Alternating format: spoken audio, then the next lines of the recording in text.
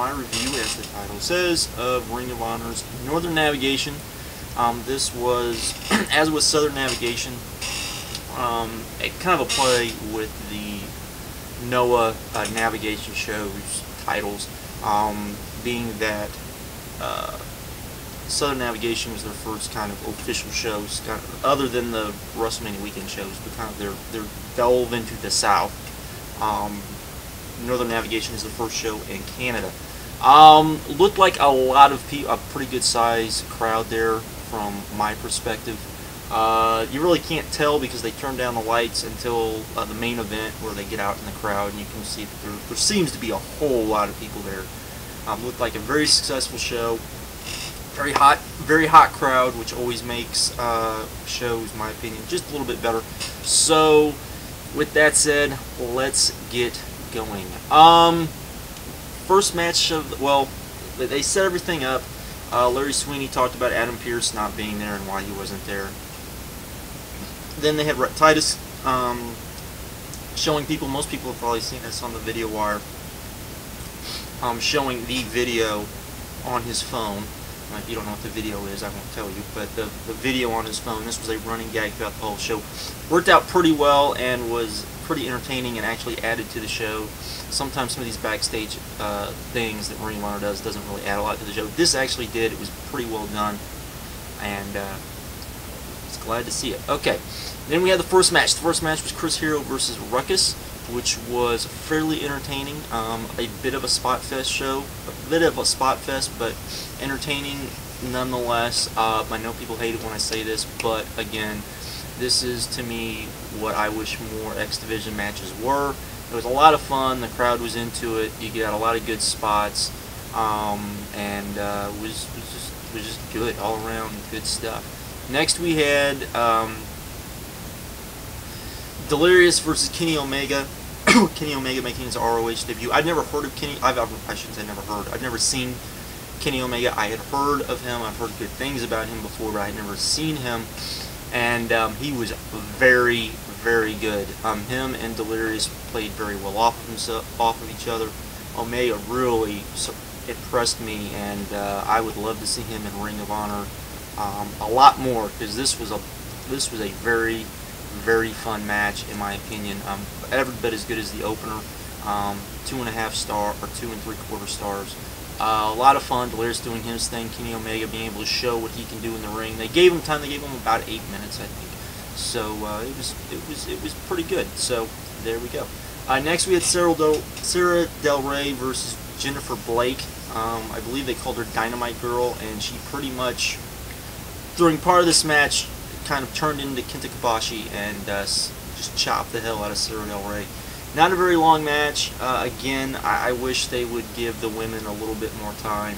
It kind of sucks that they only get like 5 minutes max. You know, I mean, they should get as much time as the guys, because some of these girls are just as good as some of the guys are. So there you go. I give it a 1 3/4. It was entertaining for what it was, but it wasn't anything that would make you jump out of your seat and, you know, have to go watch it. Next we had Erick Stevens versus Go Shiozaki. This was a match that I had been waiting to see for a very long time, as Go is seen very in the same light as, say, Kenta Kobashi, and Erick Stevens is seen, you know, very much like Dr. Death Steve Williams, and both of those guys had really good matches with each other. They went to a 15-minute draw, and it was an awesome draw at that. And then you had added to that Larry Sweeney not letting Go Shiozaki wrestle again, because he said Go Shiozaki was paid for 15 minutes, and basically unless people, you know, were willing to go out and do their thing, pay, you know, they were willing to pour the hat around and people put the money in. Go Shiozaki was going home, so there we go with that, which was pretty groovy. This brought out Lance Storm, which, you know, made the Canadian fans go nuts. They've been kind of working on this. This is kind of an ongoing angle with Lance Storm and Larry Sweeney, so that worked out pretty good and was a nice little thing. Next we had Bryan Danielson versus Claudio Castagnoli. a rematch from Vendetta 2. I didn't really like their... It's not that I didn't like their Vendetta match. It was just not so much a wrestling match as a sports entertainment match. A very good mid-card match, and was definitely played not to upstage anything else on the card. This, on the other hand, was not that way. They went out there and busted their asses and really put on a really, really good match. Lots of counter wrestling, lots of just all awesome stuff. This was not boring at all. 4.25 stars, really good stuff. Really enjoyed that. Next we got Roderick Strong versus Marufuji. This was another match I was looking very forward to because I'm a big Marufuji mark, and I, you know, Roderick is kind of hit or miss with me, but I thought they'd be able to have a pretty good match, and they did. It was a really good match with a good ending, very fast-paced by the, you know, or not, I shouldn't say very fast-paced, but it got to the end. It was very fast-paced, and it wasn't so much of hitting finisher, hitting finisher, hitting finisher as much as they were hitting something that could have finished, hitting something could have finished. It was a much more, I think, better match along those ways than we usually get from ROH. Very good stuff. 3 3/4 there. Next we got Nigel McGuinness versus Kevin Steen, and while this match was what I would say very good, I think it was a great match. I kind of it what, you know, I just never got into, even I don't know. I mean, it just was lacking something. I don't know what it was lacking. A lot of people liked this a little bit more than I did, but it's still a great match, 4-star match. A lot of fun. Steen and McGuinness work very well with each other. They're very natural with each other, playing off of each other. So that was pretty groovy. And then we got Jay Briscoe and Austin Aries versus Jimmy Jacobs and Tyler Black in a no DQ match. This was pretty good. It was a little too wild for my taste. Mark Briscoe came back, Necro Butcher came out, and it turned into like a 6-man no DQ.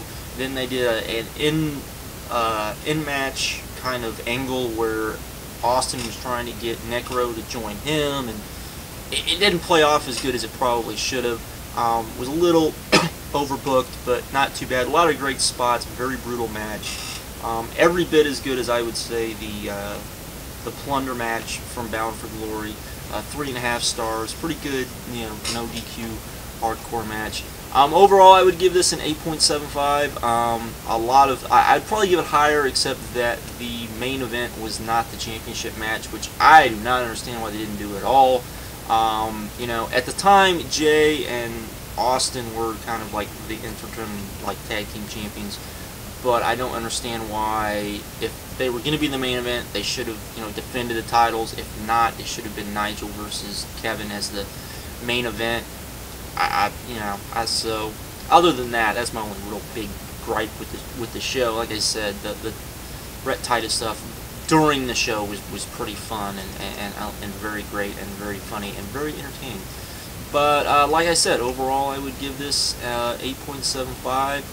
Definitely go out and check this out. This is probably one of the best shows they've done this year, and a lot of fun, and a very good showing for the first time in Canada. And with that, I'm out. Have a good one.